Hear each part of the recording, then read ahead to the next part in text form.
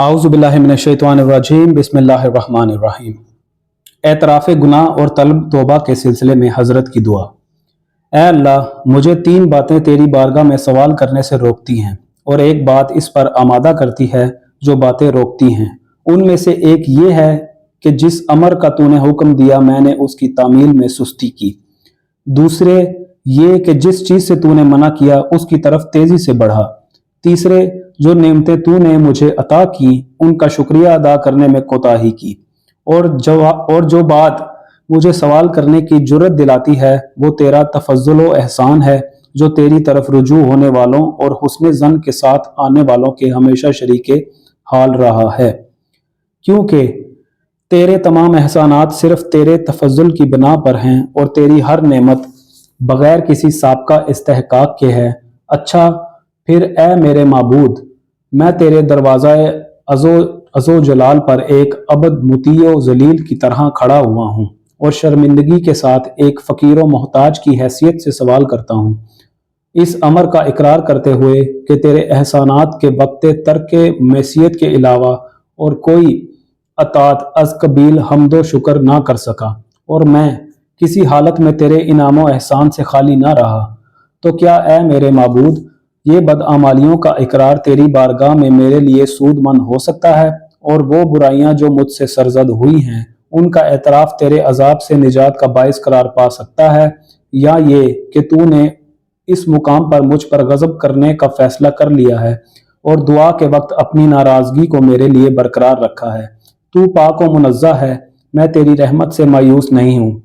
इसलिए कि तूने अपनी बारगाह की तरफ मेरे लिए तौबा का दरवाज़ा खोल दिया है, बल्कि मैं उस बंदा जलील की सी बात कह रहा हूँ जिसने अपने नफ्स पर जुल्म किया और अपने परवरदिगार की हुर्मत का लिहाज न रखा, जिसके गुनाह अजीम और रोज रोज अफसों हैं,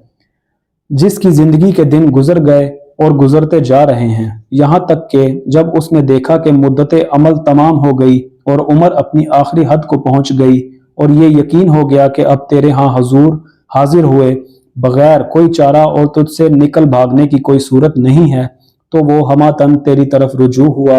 और सदके नियत से तेरी बारगाह में तौबा की। अब वो बिल्कुल पाको साफ दिल के साथ तेरे हजूर खड़ा हुआ, फिर कपकपाती आवाज से और दबे लहजे में तुझे पुकारा, इस हालत में कि खशुओ तजल्लुल के साथ तेरे सामने झुक गया और सर को नेवड़ा कर तेरे आगे खमीदा हो गया। खौफ से उसके दोनों पांव थर्रा रहे हैं और रसील अश्क उसके रुखसारों पर रवां है और तुझे इस तरह पुकार रहा है, ऐ सब रहम करने वालों से ज्यादा रहम करने वाले, ऐ उन सब से बढ़कर रहम करने वाले जिनसे तलबगाराने रहमो करम बार बार रहम की इल्तिजाएं करते हैं, ऐ उन सब से ज्यादा मेहरबानी करने वाले जिनके गिर्द माफी चाहने वाले घेरा डाले रहते हैं, ऐ वो जिसका अफवो दरगुजर उसके इंतकाम से फजू तर है, ऐ वो जिसकी खुशनुदी उसकी नाराजगी से ज्यादा है, ऐ वो जो बेहतरीन अफवो दरगुजर के बाइसे मखलूकात के नज़दीक हम्दो सताइश का मुस्तहिक है, ऐ वो जिसने अपने बंदों को कबूल तौबा का खो गर किया है और तौबा के जरिए उनके बिगड़े हुए कामों की दुरुस्तगी चाही है, ऐ वो जो उनके जरा से अमल पर खुश हो जाता है और थोड़े से काम का बदला ज्यादा देता है, ऐ वो जिसने उनकी दुआओं को कबूल करने का जिम्मा लिया है, ऐ वो जिसने अज़रुए तफज़्ज़ुल व एहसान बेहतरीन जजा का वादा किया है। जिन लोगों ने तेरी मैसियत की और तूने उन्हें बख्श दिया, मैं उनसे ज्यादा गुनहगार नहीं हूँ, और जिन्होंने तुझसे माजरत की और तूने उनकी माजरत को कबूल कर लिया, उनसे ज्यादा काबिल सरजनिश नहीं हूँ, और जिन्होंने तेरी बारगाह में तौबा की और तूने तौबा को कबूल फरमा कर उन पर एहसान किया, उनसे ज्यादा जालिम नहीं हूँ। लिहाजा मैं अपने इस मौक़िफ़ को देखते हुए तेरी बारगाह में तौबा करता हूँ, उस शख्स की सी तौबा जो अपने पिछले गुनाहों पर नादिम और ख़ताओं के हजूम से खौफजदा और जिन बुराइयों का मुर्तकिब होता रहा है उन पर वाकई शर्मसार हो और जानता हो कि बड़े से बड़े गुनाह को मुआफ़ कर देना तेरे नज़दीक कोई बड़ी बात नहीं है और बड़ी से बड़ी ख़ता से दरगुजर करना तेरे लिए कोई मुश्किल नहीं है, और सख्त से सख्त जुर्म से چشم پوشی کرنا تجھے ذرا گرا نہیں ہے۔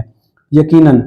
تمام بندوں میں سے وہ بندہ تجھے زیادہ محبوب ہے جو تیرے مقابلے میں سرکشی نہ کرے، گناہوں پر مصر نہ ہو اور توبہ و استغفار کی پابندی کرے۔